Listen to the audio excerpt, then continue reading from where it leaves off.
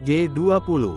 Mungkin kalian akhir-akhir ini sering mendengar, melihat, atau membaca artikel tentang G20, mungkin dari berita, sosial media, atau dibicarakan oleh teman atau keluarga. Memang acara ini sudah berlangsung tanggal 15 sampai 16 November tahun 2022 silam, berlangsung di Bali, Indonesia. Tetapi bagi kamu yang belum tahu, pasti bertanya-tanya apa sih G20 itu? Berikut ini kamar informasi akan membahasnya, tapi sebelum itu intro dulu. G20 Group of 20 adalah kelompok yang terdiri 19 negara dan Spanyol sebagai tamu tetap dengan perekonomian besar di dunia, ditambah dengan satu organisasi antar pemerintah dan supranasional yaitu Uni Eropa. G20 dibentuk pada tahun 1999 atas inisiasi anggota G7. G20 merangkul negara maju dan berkembang untuk bersama-sama mengatasi krisis, utamanya yang melanda Asia, Rusia, dan Amerika Latin. G20 pada awalnya merupakan pertemuan Menteri Keuangan dan Gubernur Bank Sentral.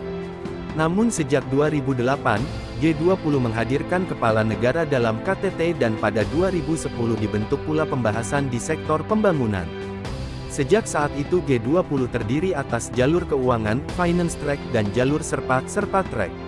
Serpa diambil dari istilah untuk pemandu di Nepal, menggambarkan bagaimana para serpa G20 membuka jalan menuju KTT.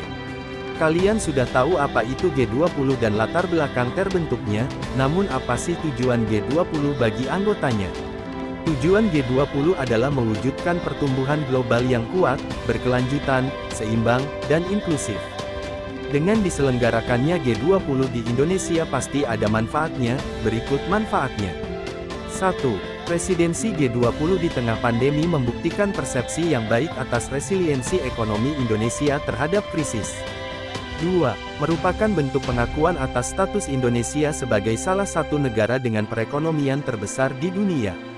3. Momentum presidensi ini hanya terjadi satu kali setiap generasi, 20 tahun sekali, dan harus dimanfaatkan sebaik mungkin untuk memberi nilai tambah bagi pemulihan Indonesia, baik dari sisi aktivitas ekonomi maupun kepercayaan masyarakat domestik dan internasional. 4. Indonesia dapat mengorkestrasi agenda pembahasan pada G20 agar mendukung dan berdampak positif dalam pemulihan aktivitas perekonomian Indonesia. 5. Menjadi kesempatan menunjukkan kepemimpinan Indonesia di lingkup internasional, khususnya dalam pemulihan ekonomi global. 6. Membuat Indonesia menjadi salah satu fokus perhatian dunia, khususnya bagi para pelaku ekonomi dan keuangan. 7. Pertemuan-pertemuan G20 di Indonesia juga menjadi sarana untuk memperkenalkan pariwisata dan produk unggulan Indonesia kepada dunia internasional, sehingga diharapkan dapat turut menggerakkan ekonomi Indonesia.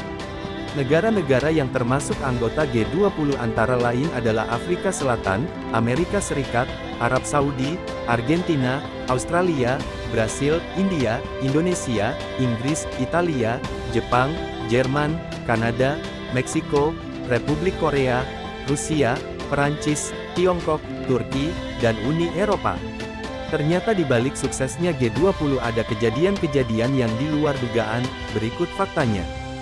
1. Indonesia menjadi satu-satunya negara ASEAN yang menjadi anggota G20. 2. Saat G20 virtual rumah Elon Musk mati lampu. 3. Joe Biden dan Xi Jinping berjabat tangan. 4. Megahnya pertunjukan budaya di gala dinner KTT G20. 5.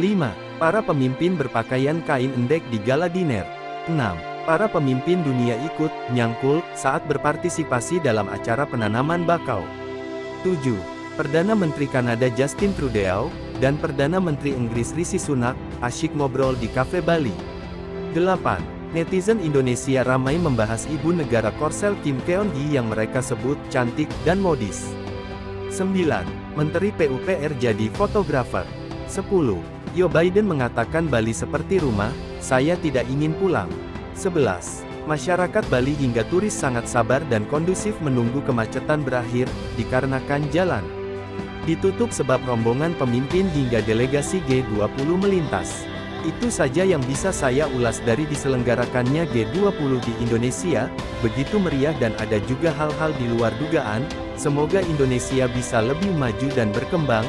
Jangan lupa klik tombol subscribe, like video ini, dan share supaya video ini bisa lebih besar manfaatnya. Saya undur diri, terima kasih.